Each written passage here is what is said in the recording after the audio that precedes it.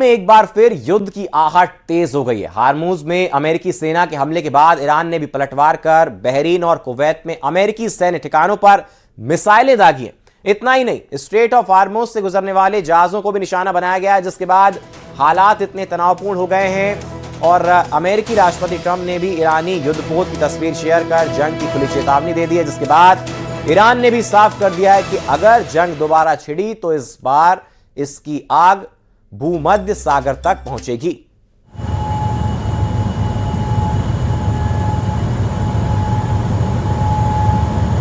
राष्ट्रपति ट्रंप ने एक दफा फिर तस्वीरें साझा की हैं और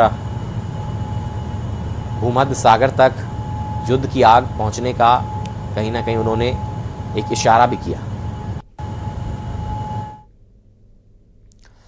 और खाड़ी में हालात तेजी से विस्फोटक होते जा रहे हैं और दोबारा जंग की आहट के बीच पाकिस्तान के गृह मंत्री मोहसिन नकवी तेहरान पहुंचे हैं। पाकिस्तान कोशिश में है कि ईरान और अमेरिका के बीच किसी तरह तीसरे दौर की शांति वार्ता हो सके, लेकिन जमीनी हकीकत यह है कि हालात बेहद नाजुक हैं।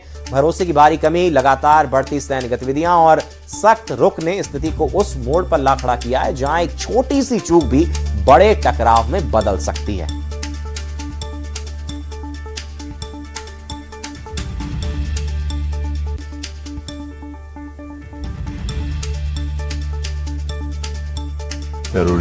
بله بنده اینجا هستم برای اینکه special letter نامه ویژه‌ای رو تحویل بدم from the field marshal از طرف for his eminence آقای Ayatollah Sayyid Mujtaba Khamenei।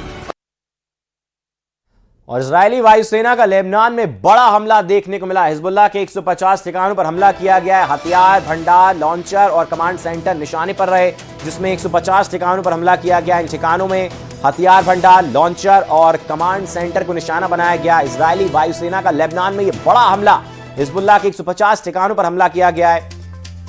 हथियार भंडार, लॉन्चर और कमांड सेंटर निशाने पर रहे।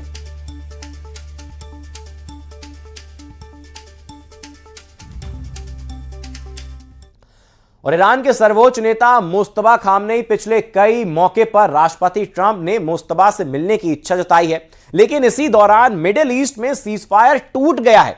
अमेरिका ईरान पर हमला कर रहा है तो वहीं ईरान कुवैत और बहरीन को निशाना बना रहा है। ईरान में तो खबरें यहां तक चल रही हैं कि युद्ध का दूसरा राउंड शुरू होने से पहले मुस्तफा इज बैक, यानी मुस्तफा की वापसी हो गई। देखिए,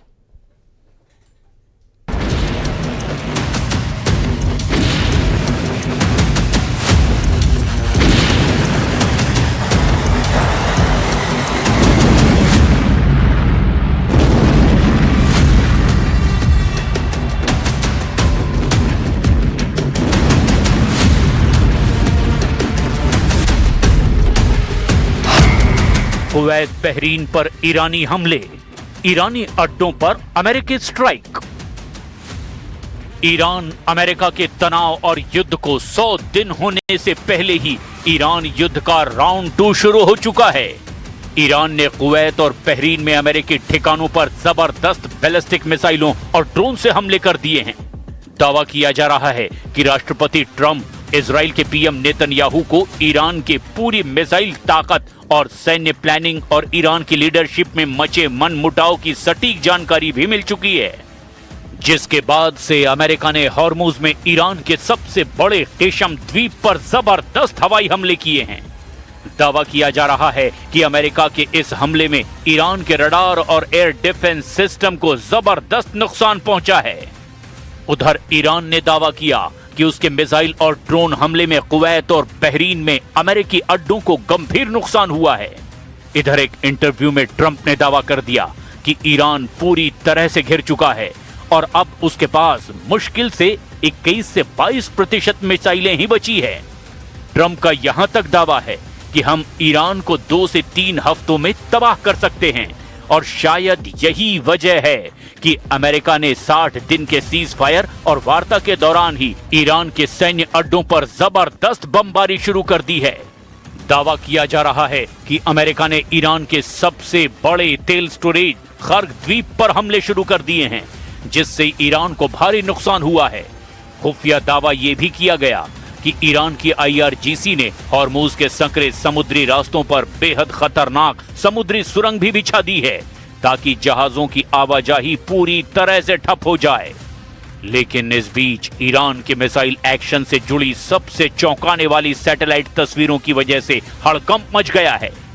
जाग्रोस में ईरान एक बड़े मिसाइल हमले की तैयारी में जुट गया है। सबसे पहले देखिए ईरान ने कब, कैसे और कहां अमेरिका के अड्डों पर हमला किया। कुवैत, बहरीन पर तूफानी हमले, अमेरिका नहीं रोक पाया ईरानी मिसाइलें।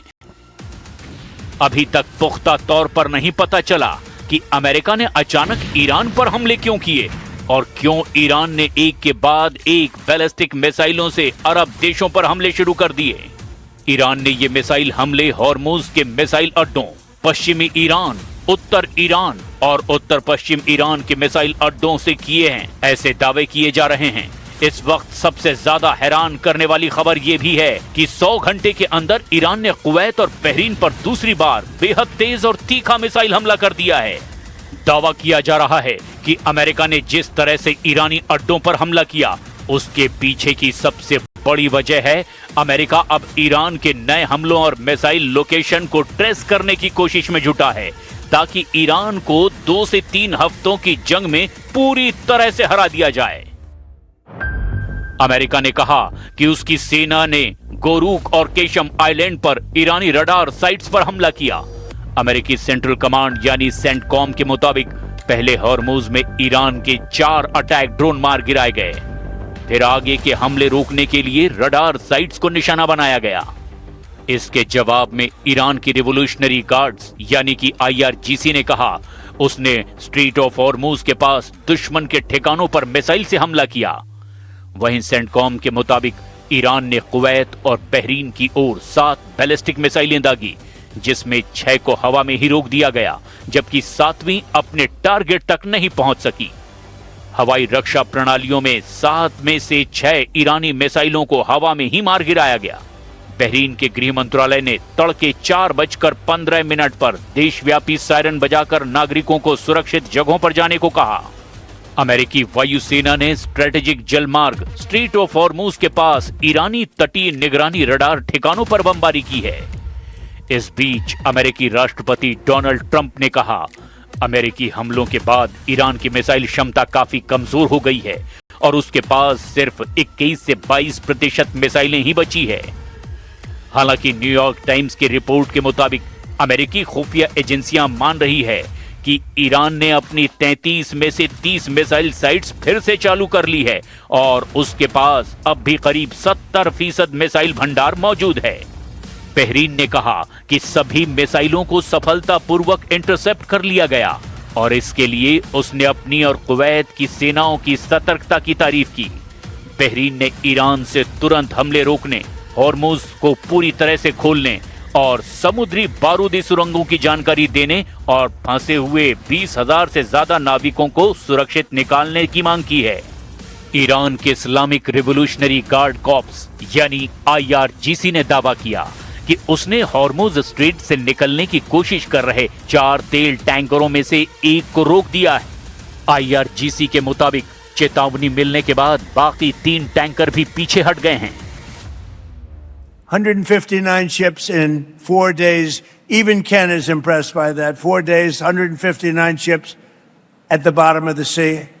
Not that we like that, but that's the way it is. And the blockade is unbelievable. There's never been a blockade like that. The Navy is, we have the greatest military anywhere in the world. There's never been a military like it.